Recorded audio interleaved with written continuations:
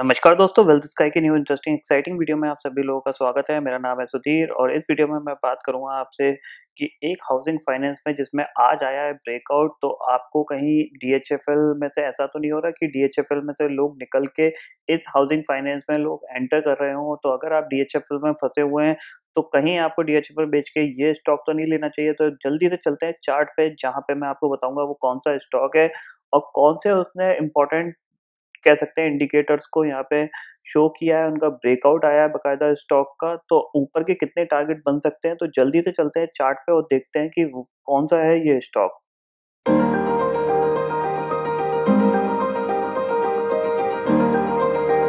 तो फाइनली दोस्तों मैं आ गया हूँ चार्ट पे कि यहाँ पे आप देख सकते हैं कि फिलहाल अभी नाम जो है वो हाइड है, ताकि मैं चाहता हूँ कि आप लोग पहले समझ लें कि ये स्टॉक का कैसे ब्रेकआउट आया है और कहाँ तक के टारगेट दिखा सकता है आपको। अगर ये मार्केट में थोड़ी सी और बाइंग रहती है तो यहाँ पे ऊपर की साइड काफ़ी अच्छे टारगेट इस स्टॉक के बन रहे हैं, क्योंकि काफ़ी लंबे समय के बाद ये ब्रेकआउट आया है।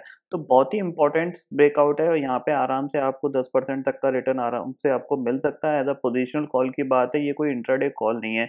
तो देख सकते हैं यहाँ पे कि सबसे पहले इसने डे के सुपर ट्रेंड को काटा है, तो ये सबसे अच्छी बात है। डे के सुपर ट्रेंड को काटा है तो इसका मतलब क्या है कि एक बुलिश सुपर ट्रेंड यहाँ से कट हुआ है, क्योंकि सुपर ट्रेंड एक क्या है, ट्रेंडिंग इंस्ट्रूमेंट है, ट्रेंडिंग टेक्निकल टूल है जो आपके ट्रेंड को बनता है, तब आपका ये बताता है कि हाँ इस स्टॉक का ट्रेंड कैसे बन रहा है।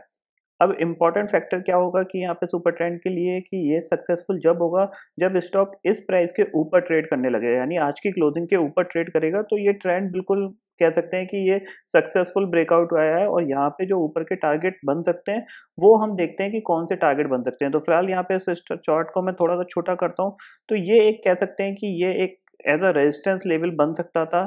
तो अगर यहाँ पे ये ब्रेकआउट अगर सक्सेसफुल नहीं होगा तो स्टॉक क्या होगा कि इस प्राइस के ऊपर ट्रेड नहीं करेगा।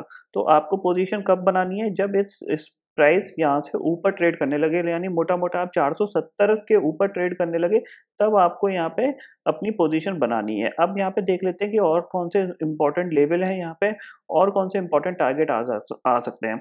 तो सबसे पहले यहाँ पे मैं कुछ मूविंग एवरेज लगा लेता हूँ। ये 50 डे का मूविंग एवरेज है। उसके बाद मैं यहाँ पे लगा देता हूँ 200 डे का। तो ये 50 डे का हो गया और मैं आपका दूसरा लगा रहा हूँ यहाँ पे टू,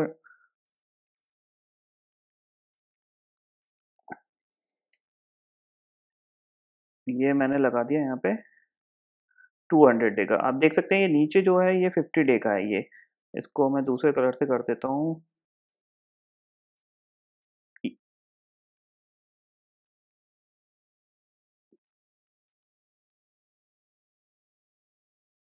अब आपको क्लियरली समझ में आ रहा होगा कि ये जो ब्लैक वाला है ये 50 डे मूविंग एवरेज है, यानी इसने कल 50 डे मूविंग एवरेज को बिल्कुल परफेक्टली काटा है और बिल्कुल उसके ऊपर आ गया है। अब ये क्या कर रहा है, इसने एक और टेक्निकल इंडिकेटर यानी सुपर ट्रेंड को भी इसने काट दिया है। तो सबसे अच्छा वॉल्यूम भी ठीक ठाक है, आप देख सकते हैं 2.5 मिलियन के आसपास का वॉल्यूम है। तो यहाँ पे अब ये आराम से करीब करीब आप ये मान के चलिए ये करीब 498 यानी अपने 200 डे मूविंग एवरेज को टेस्ट कर सकता है, क्योंकि ये जो सेटअप इतना प्यारा बन रहा है इसका, आप देख रहे हैं नीचे से पूरा रिवर्सल होके आया है स्टॉक। और जिस तरीके से मार्केट में बाइंग चल रही है तो ये स्टॉक में आप डेफिनेटली बाय करके आप 498 या 500 रुपीज के टारगेट ले सकते हैं यहाँ पे। और ये इसके लिए काफी पॉजिटिव चीज है इसके, बट शर्त यही है कि ये 470 के ऊपर ट्रेड करेगा तो आपको ये 500 रुपये, 500, 505 तक के टारगेट आपको बना के दे सकता है। यानी ये जो टारगेट का लेवल है, मैं इसमें एक हॉरिजॉन्टल लाइन और खींच देता हूँ यहाँ पे, इसको मैं पूरा,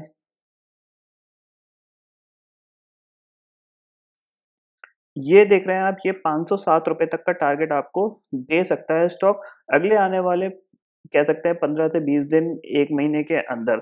क्योंकि मार्केट में क्या है, थोड़ी सी बाइंग चल रही है अच्छी खासी, और यहाँ पे जैसे ही ये स्टॉक नीचे आए तो आपको इसको एक्वायर करना चाहिए।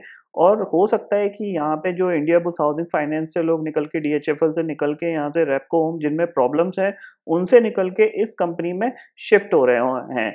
तो अब मैं आप इस स्टॉक का आपको नाम बता देता हूँ ये कौन सा स्टॉक है, ताकि आपको और कॉन्फिडेंस मिल जाए और इस स्टॉक को बाय करने में आप हिचकिचाएं नहीं। तो जल्दी से इसका नाम भी देख लेते हैं।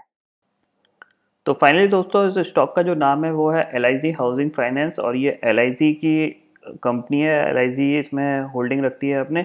तो एलआईसी यहाँ पे सबसे बड़ी होल्डिंग है यहाँ पे, और LIC हाउसिंग फाइनेंस इसलिए मैं आपको बोल रहा हूँ क्योंकि देखा जाए तो अगर इस गिरावट, ये जो गिरावट आई थी NBFC की, इसमें जो ज़बरदस्त पिटाई हुई थी, तो उसमें यही कंपनी आप देख सकते हैं, इस कंपनी में कोई ज़्यादा गिरावट नहीं आई थी क्योंकि सब लोगों को क्लियरली पता है कि यहाँ पे LIC का बहुत बड़ा स्टेक है, और यहाँ पे LIC काफ़ी अच्छा एक कह सकते हैं इंडिया का बहुत बड़ा एक फाइनेंशियल इंस्टीट्यूशन है जो मार्केट में बहुत अच्छा पैसा लगा के रखता है।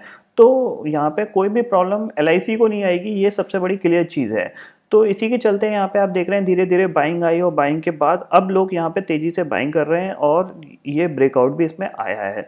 तो आई होप दोस्तों आपको ये समझ में आ गया होगा कि ये कौन सा स्टॉक है, क्या टेक्निकल इंडिकेटर्स यहाँ पे ब्रेकआउट आए हैं। तो इस स्टॉक में देखिएगा, अगर आपको समझ में आता है चीज़ें तो आप इस स्टॉक में अपनी पोजीशन बना के ये 10% का गेन ले सकते हैं। तो फिलहाल दोस्तों इस वीडियो में इतना ही है। आई होप ये वीडियो आपको पसंद आएगा। वीडियो पसंद आता है तो लाइक और शेयर जरूर करिएगा, और चैनल को जरूर सब्सक्राइब कर लीजिए, क्योंकि मैं सुधीर लेके आता रहूँगा हर दिन आपके लिए नए नए वीडियो। इसी के साथ शुक्रिया दोस्तों, जय हिंद।